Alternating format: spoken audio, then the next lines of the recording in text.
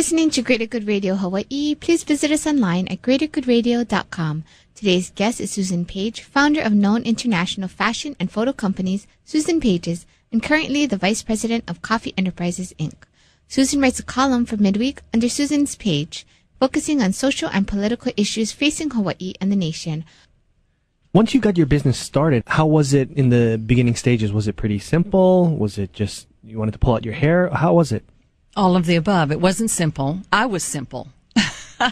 It was never simple for me. In fact, all the way through, I think business is difficult. I think now looking back, I would do a lot of things differently, because really you get caught in the business of just the activity trap of business, which I think is common to everybody who has a business.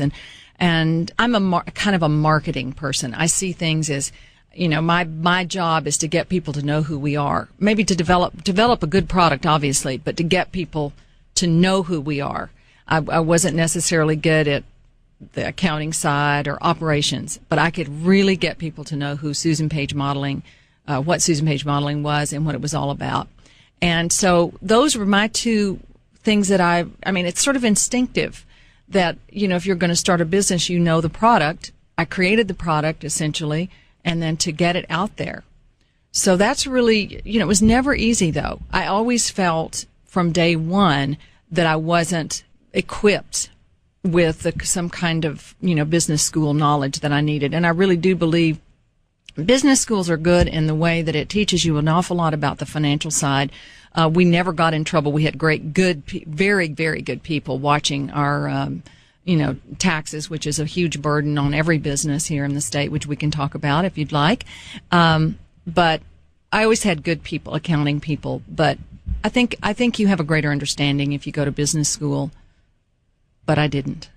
You talked about marketing and how it was really key in the success of people knowing who you are and the success of your business.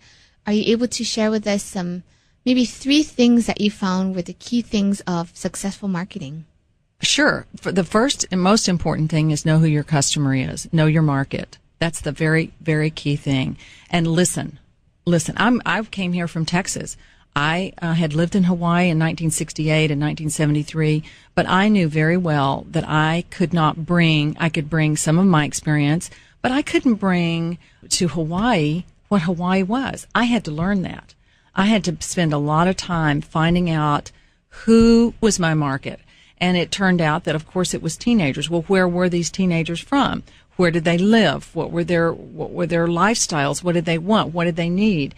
What was the state of Hawaii like in terms of education? Because that played a big role in my business in terms of sales. Because if all the kids were going to private school, then they may not have any extra money to spend on a modeling course that cost, $500 or $600.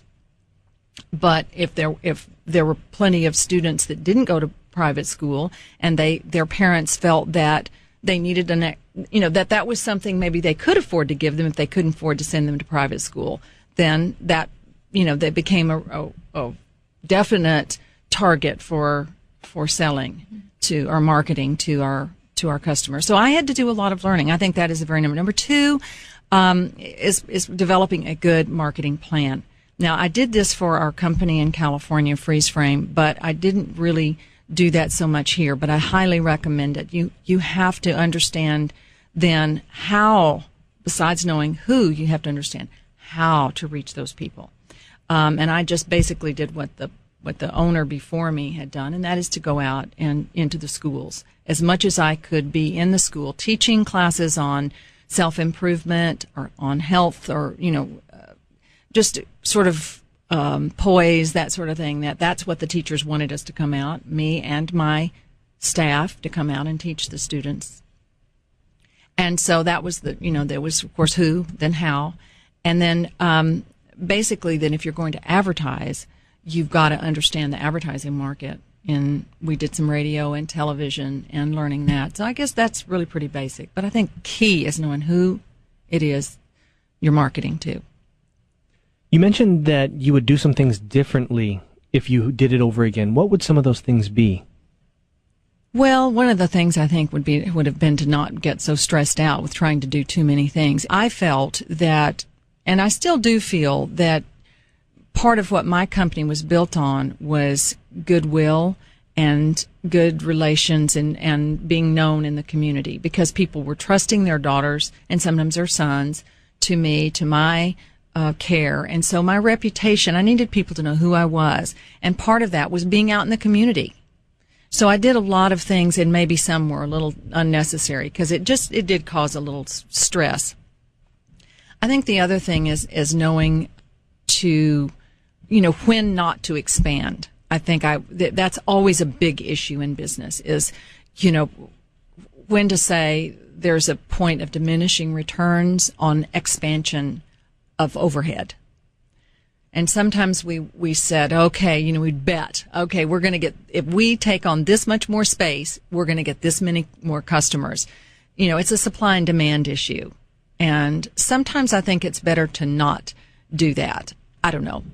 I would probably be a bull in the stock market. I'm sort of like, yeah, we can do it. We can fill these classes. But maybe sometimes, our overhead was quite high. We were at the Ala Moana building. It still are. Susan Page Modeling still is, although I don't own it now. Thanks for tuning in. Stay tuned for more on Greater Good Radio.